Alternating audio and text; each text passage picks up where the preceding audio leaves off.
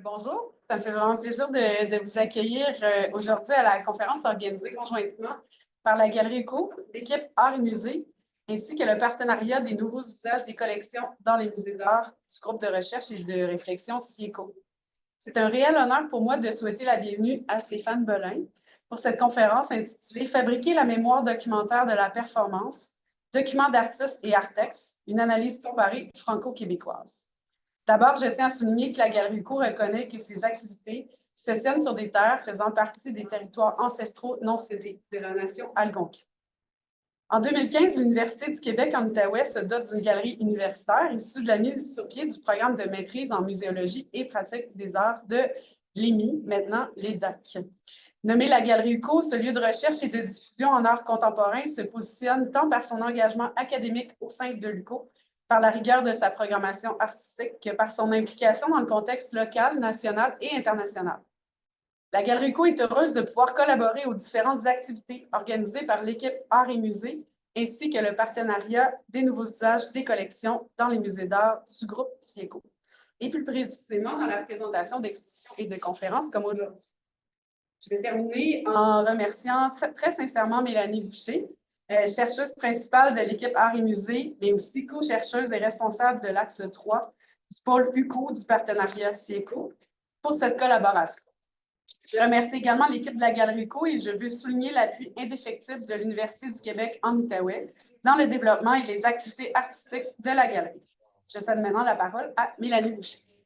Bonjour à tous et à toutes qui êtes ici présents pour la conférence de Stéphane Belin. Bonjour aussi à tous et à toutes qui sommes avec nous en ligne. Je vois plusieurs noms de gens que je reconnais. C'est un plaisir de vous savoir parmi nous.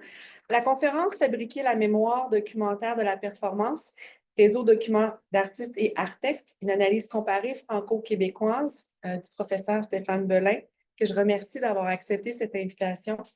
Et les résultats d'un séjour dont la première partie s'est déroulée en juin dernier à Gatineau et à Montréal chez Artex, un centre dont les collections regroupent les principales archives des événements d'art qui se sont tenus en sol québécois, tout particulièrement dans les années 60 et 70, mais également au-delà. La deuxième partie du séjour, donc on accueille à nouveau Stéphane avec nous aujourd'hui et l'occasion, entre autres, de livrer la conférence qui est un résultat des recherches notamment accomplies en sol québécois. Stéphane Belin a développé une expertise sur la documentation dans le domaine de l'art contemporain à travers la direction du projet de recherche Créadoct, qui s'appuyait sur l'analyse de la plateforme et des activités du Réseau national français Documents d'artistes. Il a élargi son expertise aux arts vivants, collaborant avec le laboratoire de recherche création UMR Littérature et Arts de l'Université Grenoble-Alpes, qui l'a mené à organiser et présenter en novembre 2023 la journée d'études Expérimenter la documentation en création, qu'elle pratique chez les artistes, les institutions culturelles et les chercheurs. La journée d'études se tenait à la Maison de la création de l'Université Grenoble-Alpes. Le but du séjour à l'UQO était principalement d'intégrer le contexte québécois à ses recherches et de développer des liens avec différentes unités de recherche. De l'UQO, la galerie de l'UQO, merci beaucoup, Marie-Hélène, d'avoir accepté l'invitation. Merci aussi à toute l'équipe, dont plusieurs membres se sont affairés juste avant la conférence, comme vous avez pu le voir pour certains et certaines. Le partenariat des nouveaux usages des collections dans les musées d'art du groupe de recherche et de réflexion CIECO, dont j'assume la direction du pôle CIECO-UQO. Et aussi l'équipe Arts et Musées, donc une équipe en recherche-création qui est sous ma responsabilité principale et qui implique aussi, à titre de chercheuse, Marie-Hélène Leblanc, directrice de la galerie UQO.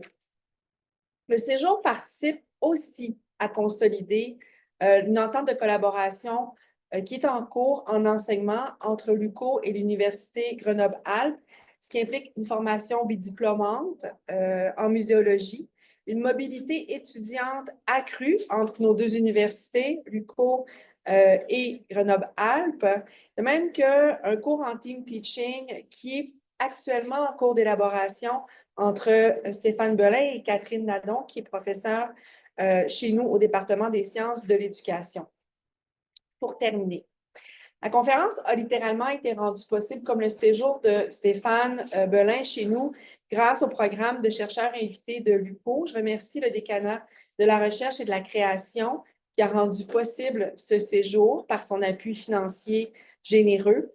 C'est aussi une conférence qui se déroule dans le cadre des activités conjointes de l'équipe Arts et Musées et du partenariat de SIECO, qui sont respectivement financés par le Fonds de recherche Québec Société et Culture et le Conseil de recherche en sciences humaines du Canada. C'est aussi une conférence rendue possible par le soutien de l'École des arts et culture de l'UQO et par le soutien d'Artext, Centre d'artistes à Montréal, et de documents d'artistes, de même que l'IDEX, Initiative d'excellence de l'Université de Grenoble-Alpes. Stéphane, la parole est à toi. Merci beaucoup, encore une fois, d'avoir accepté l'invitation. Merci pour cette présentation. Avant de commencer la conférence, je voulais aussi faire mes remerciements donc à la Galerie UQO et à sa directrice, Marie-Hélène. Je remercie aussi Mélanie qui a sollicité le programme de recherche, le programme de chercheurs invités de l'UQO, qui a permis de financer mon séjour de recherche auprès d'Artex. Donc, je remercie la directrice Manon Torini de m'avoir accueilli pour cette période de recherche et d'avoir permis cette collaboration. Et je remercie aussi Documents d'artistes avec qui je travaille voilà, depuis plusieurs années, notamment auprès de Lélia Martin-Liraud et d'Iragaël Monnier. Donc, beaucoup de remerciements auxquels je dois faire honneur avec cette conférence. Donc, je commence par mon introduction. Donc, dans l'introduction de son livre intitulé Les Mémoires de l'art, donc un livre qui est paru en 1998, vous avez l'esthéticien Jean-Claude Chirolet qui affirme que l'entreprise mémorielle est suscitée par le désir de sauver l'art de l'oubli. Pour cela, il se réfère donc au savant italien du XVIe siècle, Giorgio Vasari, qui légitimait son activité historiographique par l'engloutissement des œuvres d'art dans les ténèbres de l'oubli et dans la destruction matérielle qu'opère le temps.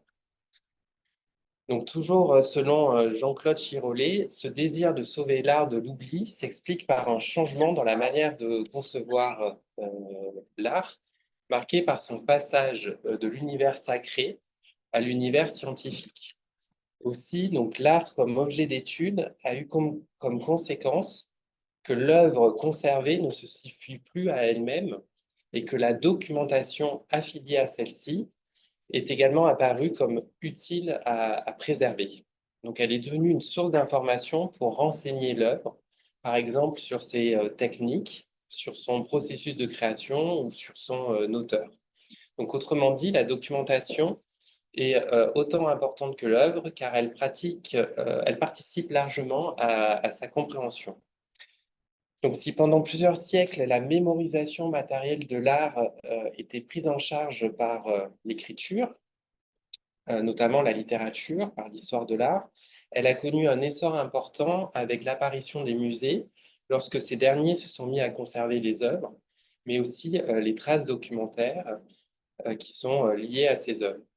Donc, ces traces documentaires sont devenues des sources primaires informatives venant alimenter les discours sur l'art et puis aussi la mémorisation par l'écrit. Donc, il convient ici de préciser le lien entre patrimoine et mémoire qui est proposé dans cette communication. Donc, le patrimoine fait référence ici à la matérialité du patrimoine documentaire, tandis que la mémoire fait référence à la capacité de ce patrimoine à contribuer à entretenir une mémoire collective de l'art. Autrement dit, la notion de mémoire renvoie ici au volet communicationnel du patrimoine et les dispositions réalisées pour le rendre accessible, donc notamment auprès de la communauté artistique, afin qu'il fasse mémoire collective qui soit maintenue à la vie en s'inspirant de la formulation de l'historien français Pierre Nora, qui nous dit la mémoire, c'est la vie, toujours portée par des groupes vivants, et à ce titre, elle est en évolution permanente.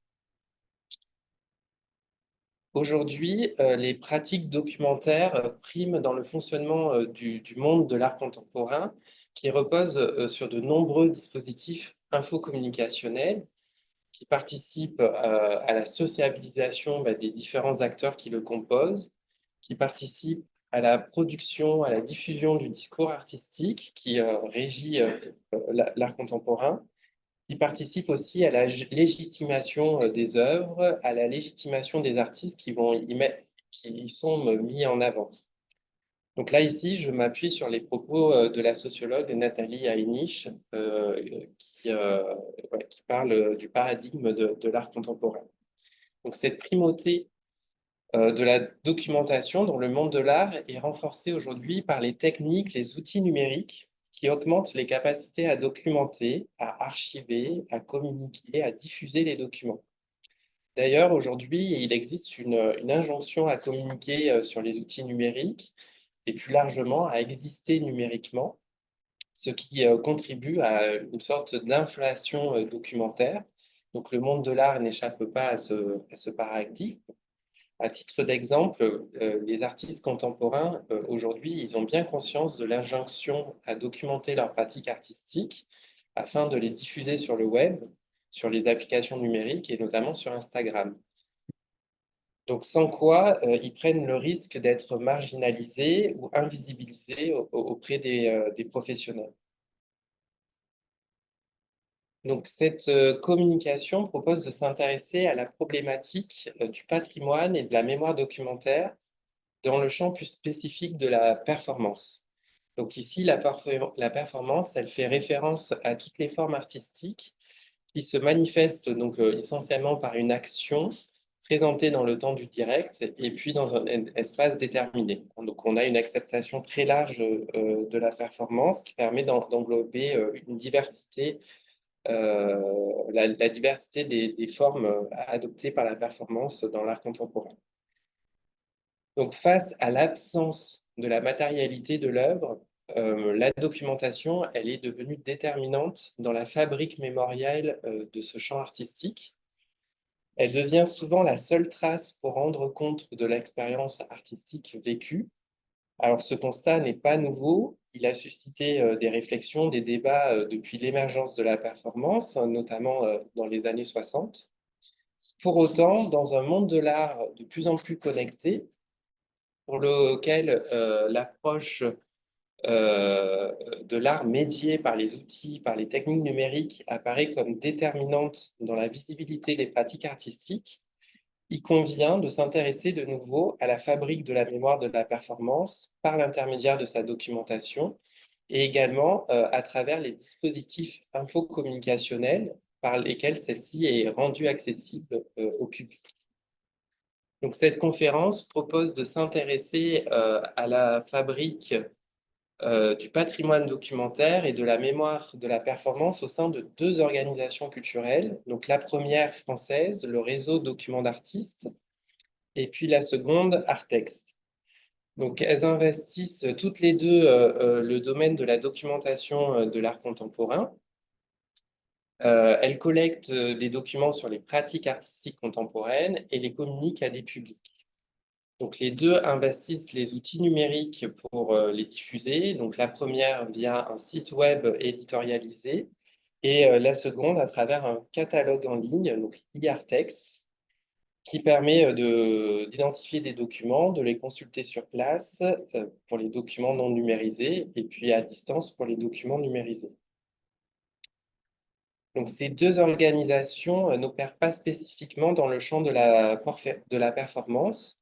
Autrement dit, elles n'ont pas été pensées spécifiquement pour la performance, mais plus largement pour les pratiques artistiques contemporaines.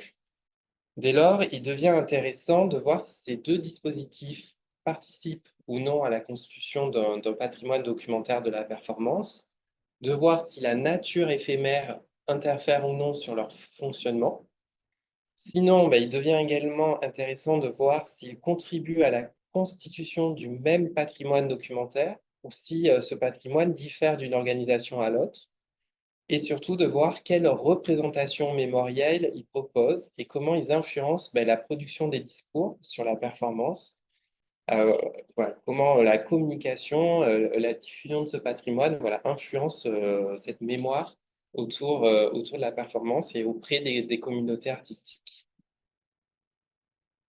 Alors, la méthodologie qui est utilisée dans cette étude, j'ai sollicité le cadre opérationnel de Viviane Cousinet, donc une chercheuse qui propose d'analyser les systèmes documentaires comme dispositif infocommunicationnel, donc c'est-à-dire dans sa globalité, à travers les acteurs, à travers les contenus, à travers les formes, les moyens techniques, tout ça en lien avec le contexte d'origine du système documentaire. Donc, dans cette étude, j'ai mobilisé des outils plus spécifiques, donc l'analyse d'un corpus documentaire qui rend compte des activités, des processus métiers qui sont mobilisés par les équipes, une analyse de discours également, donc auprès des discours qui ont été recueillis par des entretiens semi-directifs, donc effectués auprès des équipes, et puis une analyse sémiotique des plateformes numériques, et puis aussi de la documentation physique en ce qui concerne Artext. Donc une communication structurée en 4 parties. Donc en premier, je m'intéresse à l'identification de la place accordée à la performance dans les 2 dispositifs documentaires. En deuxième, les procédés pour fabriquer la documentation. Et enfin, voilà, je questionne aussi l'intention patrimoniale pour caractériser le patrimoine qui est créé. Et enfin, identifier la mémoire collective à l'œuvre contre l'oubli de la performance. Alors, Artex se présente comme une bibliothèque et un centre d'exposition en art contemporain avec une collection composée de 35 768 publications qui couvrent donc différents aspects des arts visuels contemporains. Et quand j'interroge donc le catalogue en ligne, Artex, il est possible de faire une recherche simple avec le mot performance et j'aboutis à 2879 documents qui comprennent ce mot performance dans leur notice documentaire. Alors, je peux faire aussi une recherche avancée et il est possible de rechercher uniquement les documents pour lesquels le mot-clé performance ou art performance a été renseigné par le documentaliste lors du catalogage et afin d'indiquer que les documents traitent précisément de la performance. Donc, le premier mot-clé est le descripteur utilisé par les documents en langue française, ce qui a abouti à 1213 résultats dans la collection. Le second mot-clé, donc art performance, c'est le descripteur utilisé pour les documents en langue anglaise, ce qui a abouti à 168 documents. Donc, au total, cela représente environ 3,86% de la collection. Donc, il convient de préciser que certains documents ont les 2 mots-clés comme descripteur, c'est quand ils sont dans les 2 langues, en langue anglaise et en langue française. Ce qui peut majorer un peu le pourcentage que je viens de vous indiquer. Au-delà de la collection, la collection d'Artex, elle est classée par des dossiers et vous avez la cote 800 qui fait référence aux dossiers liés à des disciplines artistiques. Parmi ce classement, il existe un dossier spécifique pour la performance et qui contient 88 documents. Donc, cette présence de ce dossier indique que la performance est perçue comme une discipline structurante de l'art contemporain. Et donc, plus concrètement, ce dossier regroupe des publications qui traitent de la performance de façon généraliste. Par exemple, donc un ouvrage monographique sur la performance qui va être classé dans ce dossier. Alors, à contrario, un ouvrage qui traite de la performance, mais qui est en lien spécifique avec un organisme artistique, avec un événement ou avec un critique, un commissaire, un historien, il va être classé plutôt dans le dossier de l'entité concernée. Donc, voilà, si on a un ouvrage qui traite de la performance, mais lié à un artiste, et bien cet ouvrage, il va être dans le dossier de l'artiste. Aussi, les dossiers de la collection constituent une sorte de cartographie des acteurs de l'art contemporain québécois et canadien, plus largement international, puisqu'il est possible aussi de trouver des dossiers, notamment sur des institutions françaises, voilà, si la collection elle possède une de leurs publications. Donc, toutes ces recherches et les résultats obtenus sur le catalogue en ligne attestent que Arttext contribue bien à construire une mémoire documentaire de la performance. Donc, elle a été proactive dans ce domaine en accueillant entre 2015 et 2017 plusieurs événements et expositions d'un groupe de recherche en histoire de l'art, en histoire de la performance de l'UQAM. Donc, il y a des bibliographies qui ont été constituées, notamment sous la direction de la chercheuse Barbara Clausen. Et donc, ces bibliographies ont été très structurantes pour développer la collection d'Arttext dans le champ de la performance. Alors, pour ce qui concerne le réseau document d'artistes, donc lui, il se présente comme une fédération de plusieurs associations. Donc, plusieurs associations qui existent dans plusieurs régions françaises. Il y en a une qui existe aussi en Suisse, à Genève. Donc, chaque document d'artiste a pour mission principale de constituer une documentation approfondie, éditorialisée, afin de rendre compte des productions artistiques sur le territoire qu'elles représentent. Autrement dit, ils cherchent à valoriser, à rendre visibles les scènes artistiques régionales. Donc, cette documentation, elle est exclusivement numérique. Elle est accessible gratuitement via leur site web respectif, donc le site web de chaque document d'artiste, et aussi le site web du réseau qui fédère l'ensemble. Donc, la documentation produite et diffusée est toujours affiliée à un artiste, de sorte que Documents d'artistes constitue un immense répertoire permettant d'identifier des artistes parmi les différentes scènes régionales. À ce jour, le réseau documente le travail d'environ 650 artistes. Donc, sur le catalogue en ligne, il est possible d'identifier les artistes dont le travail est référencé comme appartenant au champ de la performance. À ce jour, il y a 49 artistes qui pratiquent de la performance. Cependant, parmi ces artistes, il y en a nombreux, ce sont ceux pour lesquels cette pratique elle est minoritaire. Donc, les membres de l'équipe Documents d'artistes m'ont indiqué plus précisément les artistes pour lesquels la performance est une pratique centrale ou pratique artistique centrale. Donc, cette liste comprend 20 artistes, ce qui représente finalement 3,08% des artistes documentés. Donc, ce chiffre est en cours de progression, notamment avec 6 nouveaux artistes qui ont été documentés cette année. Donc, lors des comités de sélection, les équipes du réseau veillent le plus possible à ce que les artistes choisis soient représentatifs de différents médiums artistiques, dont la performance. Donc, tout comme Arttext, il y a vraiment une volonté proactive de traiter de ce champ spécifique. Donc, si les deux organismes sont activement soucieux de couvrir la performance, qui est considérée comme une discipline fondatrice des pratiques artistiques contemporaines, il est possible tout de même de faire le constat que cette thématique représente une part minoritaire de leur collection documentaire, à savoir environ 3,86% pour Arttext, 3,08% pour Documents d'artistes. Alors, pour rappel, le chiffre d'Arttext est sans doute un peu majoré. De lors, on peut considérer qu'il y a une même forme, un même taux de représentativité de la performance dans leurs collections respectives. Donc, une fois que j'ai fait ce constat, je propose qu'on s'intéresse à la fabrique de la documentation afin de bien identifier les documents, les informations disponibles dans ces collections, et notamment au niveau des dossiers d'artistes.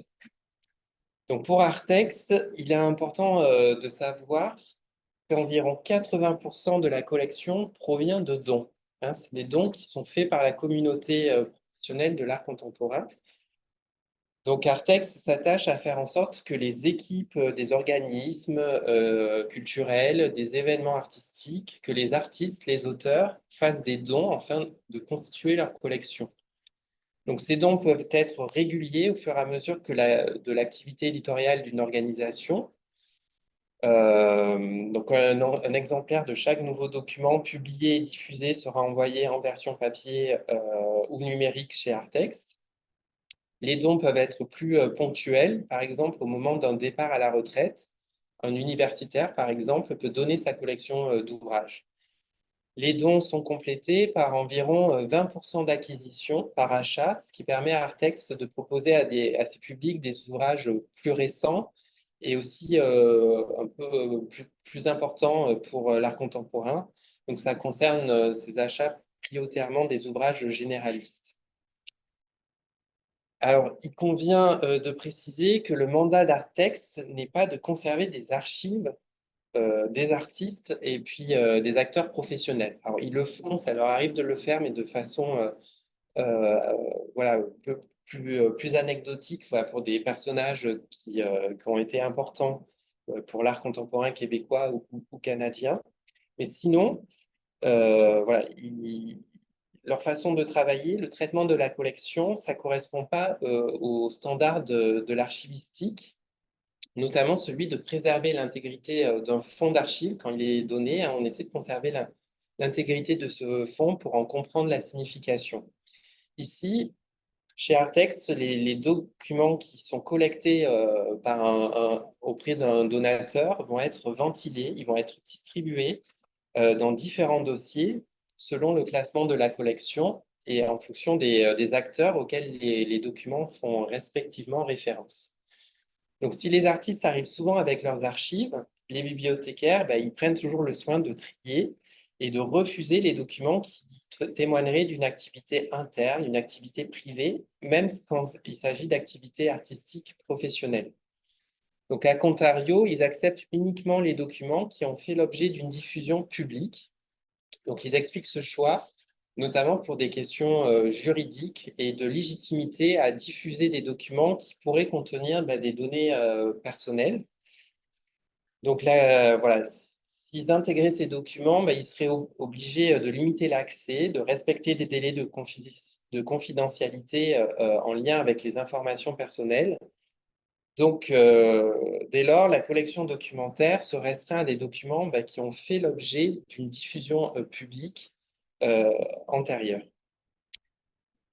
Donc, ces documents diffusés sont en grande partie des documents édités, des documents publiés, ce qui finalement rapproche la collection d'Artex à celle d'une bibliothèque spécialisée. Néanmoins, on a d'autres documents qui sont présents et qui sont qualifiés par l'équipe de documents éphémères.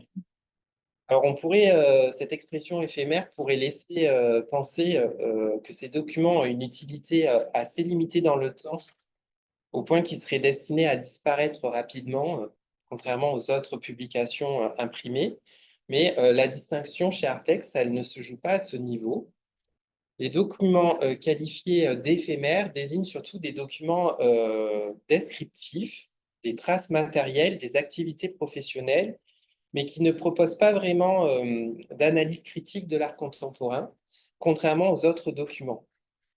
Les autres documents proposent de lire une analyse réflexive qui est développée, argumentée. En effet, la collection d'Artex, je ne l'ai pas dit, mais elle s'adresse essentiellement à des chercheurs qui souhaitent accéder à des informations critiques approfondies sur l'art contemporain. Donc, si la documentation dite éphémère apparaît limitée dans les informations qu'elle contient, elle demeure tout de même très importante à conserver car elle permet de témoigner d'acteurs, elle permet de témoigner de formes artistiques pour lesquelles il n'y a pas forcément eu de documents édités, de documents publiés. Dès lors, à défaut, ces documents éphémères apparaissent comme la seule trace documentaire de ces acteurs et de ces formes artistiques. Et donc, elles deviennent des sources informationnelles qui sont précieuses pour les chercheurs ou les artistes qui travaillent sur ces sujets, qui sont très peu couverts par les documents publiés et édités. Donc, plus spécifiquement, lors d'un don effectué par un artiste, les bibliothécaires lui recommandent de soumettre les originaux publiés. Alors, ça peut être des livres d'artistes, des fanzines, des catalogues d'expositions, des catalogues d'événements, des numéros de périodiques, mais on en propose aussi à l'artiste de déposer de la documentation dite éphémère, comme des communiqués de presse, des coupures de presse, des cartons d'invitation, des affiches, des programmes de spectacle. Voilà, des textes informels aussi de l'artiste qui peuvent nous renseigner sur sa démarche. Alors, lorsqu'un artiste fait un don, les documents sont prioritairement en lien avec son œuvre. Ils sont focalisés sur son activité professionnelle et artistique. Donc, ils contribuent à documenter sa démarche, ses pratiques artistiques. Donc, cette documentation passe avant tout par l'écrit, par le texte. Pour autant, les bibliothécaires précisent qu'il est possible pour l'artiste de déposer des diapositives, des photographies, des enregistrements sonores ou des vidéos sur son travail. De même, vous avez certains d'autres documents qui peuvent être utiles, comme le CV d'un artiste, où on va retrouver voilà, les expositions, les projets auxquels il a participé, mais aussi les bibliographies avec des références sur des textes qui sont écrits par l'artiste ou écrits sur l'artiste. Donc, ces documents permettent aux chercheurs d'identifier des sources informationnelles qui sont importantes pour voilà, mener des recherches, par exemple, sur la performance. Pour le réseau Documents d'artistes, la collection documentaire, elle ne répond pas à une logique de don. Chaque artiste référencé et documenté a fait l'objet d'une sélection par un comité de professionnels à la suite d'un appel à participation auquel l'artiste a répondu. Donc souvent, il dépose un CV et puis il dépose un portfolio qui présente sa démarche et ses œuvres. Donc une fois que l'artiste est sélectionné, le documentaliste va l'accompagner dans la constitution de sa documentation. Alors il accompagne dans le choix des œuvres à montrer. On choisit les œuvres les plus représentatives de son travail et puis surtout de son évolution dans le temps. Il accompagne dans le choix des images pour montrer les œuvres qui ont été sélectionnées, mais aussi sur les textes, hein, parce qu'il y a des textes qui sont disponibles, qui permettent voilà, de rendre explicite la démarche globale de l'artiste. Ils travaillent aussi ensemble pour penser l'éditorialisation en ligne, donc la mise en forme en ligne de cette documentation. Donc cette mise en forme, elle varie d'un artiste à l'autre pour essayer de mieux s'adapter à sa démarche artistique et pour la rendre la plus explicite aux internautes. Donc, le dossier est toujours structuré en trois parties. Vous avez les œuvres qui présentent donc une sélection d'images d'œuvres. Vous avez les textes qui viennent expliquer la démarche de l'artiste. Et puis, vous avez un CV qui est appelé bio-bibliographie. Donc, le CV, voilà, c'est étonnant parce qu'on le retrouve aussi chez Artex. Donc là, le CV est élaboré. Donc, on retrouve les activités de l'artiste, notamment ses expositions, ses projets individuels ou collectifs. Et on retrouve aussi une bibliographie avec les références des ouvrages qui traitent de son travail. Donc, les images, les textes sont fournis par l'artiste. Les images sont souvent prises par l'artiste à chaque fois qu'il a l'occasion de présenter ses œuvres. Il prend ces images, les collectionne, les archive de façon informelle. Alors, le plus souvent, c'est pour garder une trace de son travail, mais c'est aussi surtout pour s'en servir à des fins de communication. Donc, dans le réseau Documents d'artistes, la documentation collectée, elle est éditorialisée, elle est principalement visuelle. Il y a une grande importance qui est donnée aux images, car l'objectif, c'est de donner à voir aux professionnels les œuvres et la démarche de l'artiste. Donc là, cette documentation, elle vient répondre à des besoins communicationnels des artistes afin d'être visible sur le web et notamment auprès de la communauté artistique. Alors, pour autant, les images, elles sont centrales, mais les légendes, les textes demeurent indispensables pour rendre explicites les images. Oui, le réseau Documents d'artistes, il répond aux besoins communicationnels des artistes, mais il répond aussi aux besoins informationnels des professionnels de l'art. Il utilise cet outil pour identifier les artistes et obtenir des informations sur les œuvres. Donc, il y a vraiment voilà, un souci d'explicitation des démarches artistiques. Bon, maintenant que vous avez une vision plus précise de la documentation collectée et diffusée, de sa fabrication chez Artex et dans le réseau Documents d'artistes, il devient maintenant intéressant de questionner l'intention patrimoniale de ces deux dispositifs et notamment essayer de caractériser ce patrimoine documentaire. Donc, chez Artex, l'intention patrimoniale, elle est explicite puisque c'est une de ses missions, c'est de conserver la documentation sur l'art. Donc, cette mission de conservation, elle est bien présente dans les discours, elle est également présente dans les pratiques, bien que les bibliothécaires aient conscience que les conditions de conservation ne sont pas toujours optimales pour certains documents fragiles. En effet, la collection, elle est conservée dans le même espace que l'espace de consultation. Dès lors, les règles de conservation voilà, sont pas aussi optimales que si la collection elle était conservée, préservée dans des magasins ou dans des réserves. Ouais, il faut tout de même indiquer que chez Artex, l'enjeu d'accessibilité, l'enjeu de diffusion prime sur celui de la conservation, ce qui explique ce choix.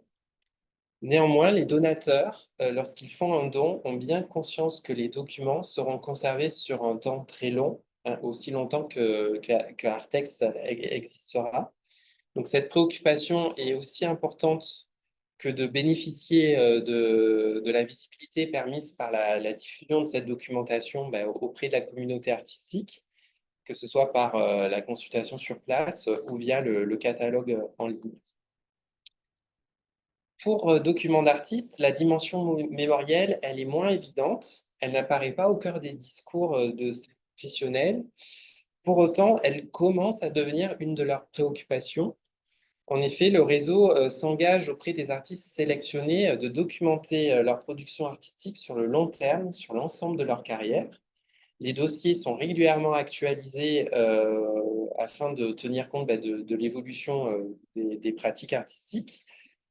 Mais donc la collaboration, elle est effective tant que l'artiste souhaite collaborer, et cela jusqu'à son décès. Donc, si les artistes documentés sont en grande majorité vivants, le réseau, depuis quelques années, a été confronté au décès de certains d'entre eux. Donc, les dossiers des artistes décédés, lorsqu'ils sont maintenus en ligne, témoignent de leur démarche et de leur production artistique. Et dans ce sens, ils finissent par se doter d'une dimension patrimoniale. Et le réseau se préoccupe voilà, de cette évolution. Ils commencent à organiser des séminaires réflexifs sur ce sujet et aussi à se rapprocher d'autres acteurs de la patrimonialisation comme les musées ou les archives. Alors, Artex et Réseau Documents d'artistes se rejoignent par la constitution d'un patrimoine documentaire par intention. En effet, tous les documents collectés, conservés, sont des documents par intention.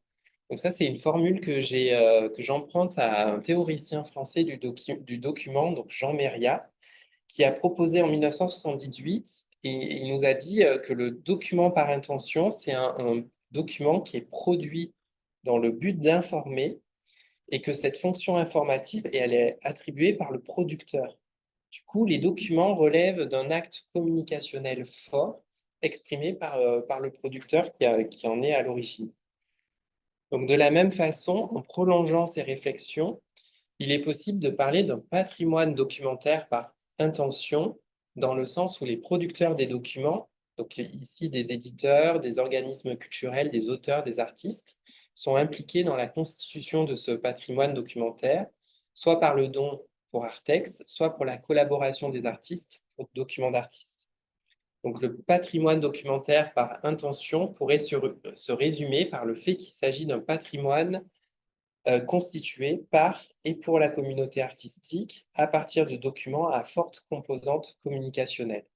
Donc, ce patrimoine documentaire par intention est rendu possible par le fait que Artex et Réseau Documents d'artistes agissent dans le domaine de l'art contemporain, ce qui les situe dans une temporalité qui est proche du temps présent et ce qui leur permet d'être en relation directe avec les producteurs des documents et c'est-à-dire la communauté artistique qui est bien vivante. Donc, le patrimoine documentaire par intention participe à créer une mémoire communicationnelle et médiatique de la performance. En effet, tous les documents collectés, conservés, sont déterminés par une dimension communicationnelle.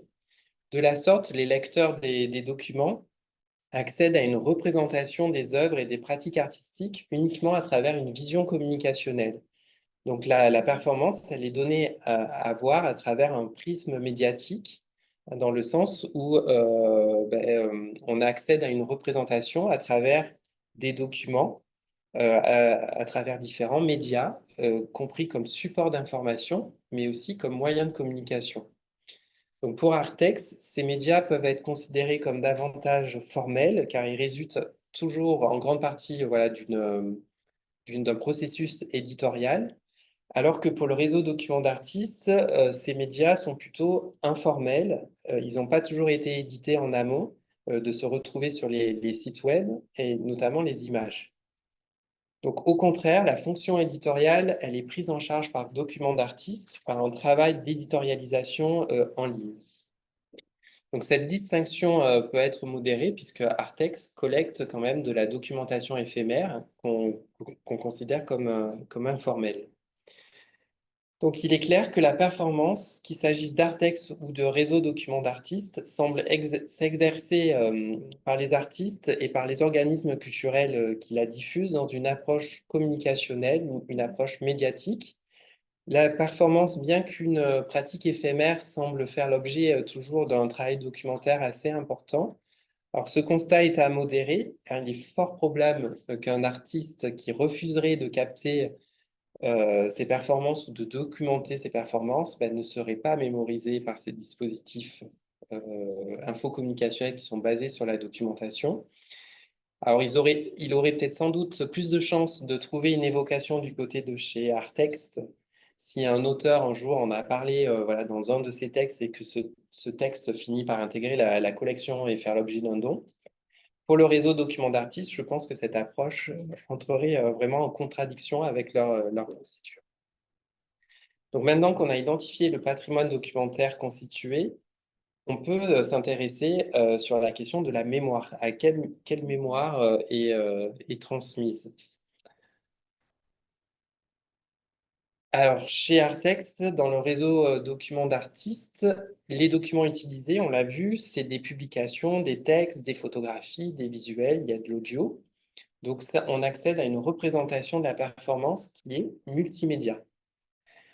On a alors, on a quand même une différence entre les deux. Donc, chez Artex, il y a une prédominance significative de l'écrit, ce qui s'explique par cette volonté d'avoir des documents porteurs d'une analyse critique développée. Donc, les textes, les publications sont souvent accompagnés d'images, notamment dans le domaine de la performance. Par contre, les captations audio, les captations vidéo, elles sont plus rares. Alors, si elles font l'objet d'une édition sur un support type CD, DVD, VHS, cassette audio, il y a plus de chances qu'elles intègrent la collection, mais alors à condition que l'artiste ait la volonté et puis surtout qu'il ait les moyens de produire de tels objets. Dans la documentation éphémère, les images sont plutôt rares, malgré la consigne donnée aux artistes d'en déposer. Il a été remarqué que les artistes performeurs les plus anciens comportaient davantage d'images, notamment des diapositifs ou des photographies imprimées. Pour autant, voilà, les images, elles sont plus anecdotiques. Dans la documentation éphémère, elles sont encore plus rares, et notamment dans les dossiers des artistes les plus récents. Alors, il faut savoir que la documentation éphémère d'un dossier ne fait pas l'objet d'une indexation sur le catalogue IARTEXT. Elle demeure donc invisible si une recherche est faite à distance. Elle est accessible uniquement quand on se déplace et qu'on consulte physiquement le dossier dans le centre de documentation. Donc, on ne sait jamais un peu sur quoi on va tomber. Au regard de ce principe, la documentation éphémère, nativement numérique, n'est pas collectée dans sa version numérique. La solution alternative qui est utilisée, c'est d'imprimer le document et de le mettre dans le dossier. Donc cette façon de fonctionner limite sans doute considérablement le don d'images dans les formats actuels quand ils sont nativement numériques. Dans le réseau documents d'artistes, les représentations de la performance visuelle et audiovisuelle, voire sonore, elles vont primer sur les textes. Donc, il y a vraiment une prédominance des images, donc qui existe depuis les origines de documents d'artistes. Le texte est tout de même bien présent, il explicite les images. Alors, les textes vont être donnés à lire de façon plus ou moins complète, notamment pour respecter la question des droits des auteurs concernés. Alors, parfois, le texte est mis en ligne et c'est un extrait donc issu d'une publication imprimée, il va être numérisé. Parfois, le texte est complet sur le site internet et parfois, on peut même le proposer sous la forme de PDF qu'on va télécharger. Donc, les textes sont complétés par les références bibliographiques qui sont données dans le CV. Alors, pour ces références bibliographiques, il faut bien avoir en tête que, pour le coup, là, chez Documents d'artistes, on ne peut pas se déplacer, il n'y a pas de consultation sur place. Ce n'est pas un service qui est proposé. Et d'ailleurs, Documents d'artistes ne collectionne pas ces publications. Donc, la documentation, elle est accessible uniquement en ligne. Donc, les références bibliographiques, il faut ensuite les trouver ailleurs, dans d'autres bibliothèques, par exemple. Donc, au-delà de cette mémoire multimédia, les deux dispositifs se rejoignent aussi par une mémoire composite qui est organisée et mise à disposition. Donc, l'usager accède à une représentation multimédia et multiple qui lui donne finalement une vision conceptuelle de la performance qu'il est possible de considérer comme étant démultipliée par rapport à une représentation qui serait basée uniquement sur un seul document, voire sur une seule image.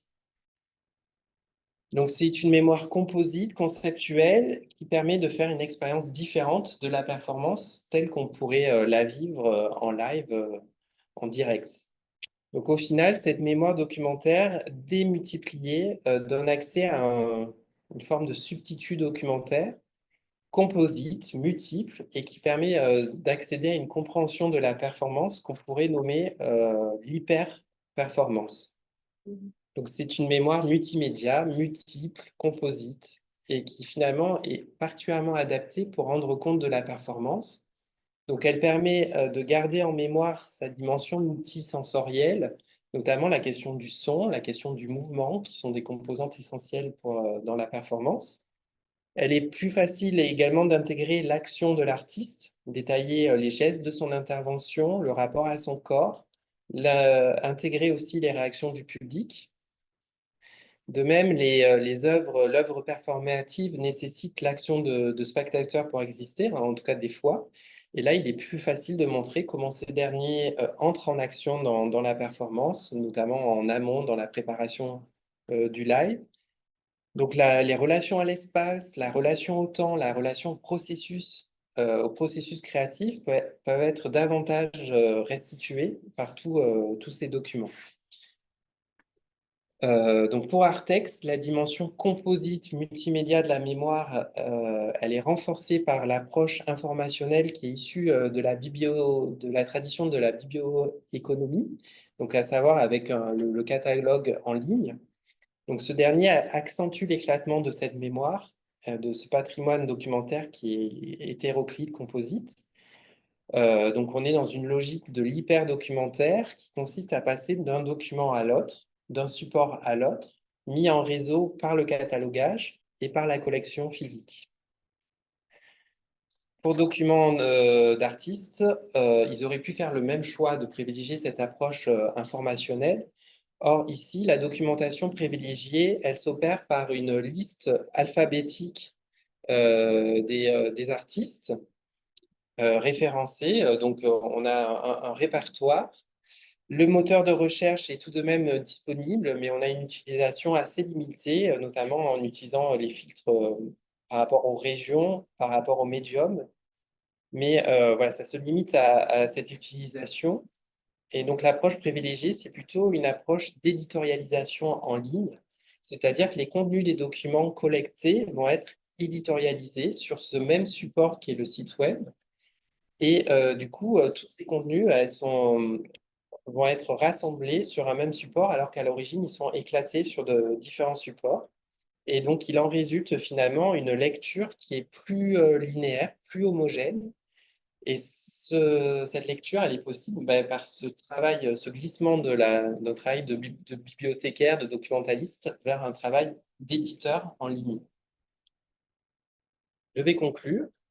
Donc, cette étude comparée franco-québécoise atteste que la documentation maintient sa place dans l'entreprise patrimoniale et mémorielle de la performance. Pour autant, Artext est confronté aujourd'hui à l'évolution des pratiques infocommunicationnelles des acteurs de l'art contemporain, des pratiques qui se numérisent via des sites web, via des réseaux sociaux, via des applications. Or, aujourd'hui, tous ces contenus semblent échapper à la collecte. De même, les coûts élevés d'une publication éditée tendent à réduire les opportunités d'en produire, notamment par les centres d'artistes ou par les événements, à un moment où les subventions pour les financer baissent et où celles-ci sont concurrencées par des supports numériques qui sont financièrement plus accessibles et puis qui correspondent aussi aux usages actuels. Donc, dans ce contexte, il est fort probable que la documentation dite éphémère gagne en importance pour rendre compte de la mémoire collective de la performance. Donc, l'enjeu ici consiste à collecter de façon formelle et à la valoriser à travers sa diffusion, y compris sur les outils numériques. La documentation du réseau Documents d'artistes semble peut-être davantage adaptée à l'évolution numérique des pratiques des acteurs de l'art contemporain, notamment par sa capacité à passer par l'éditorialisation.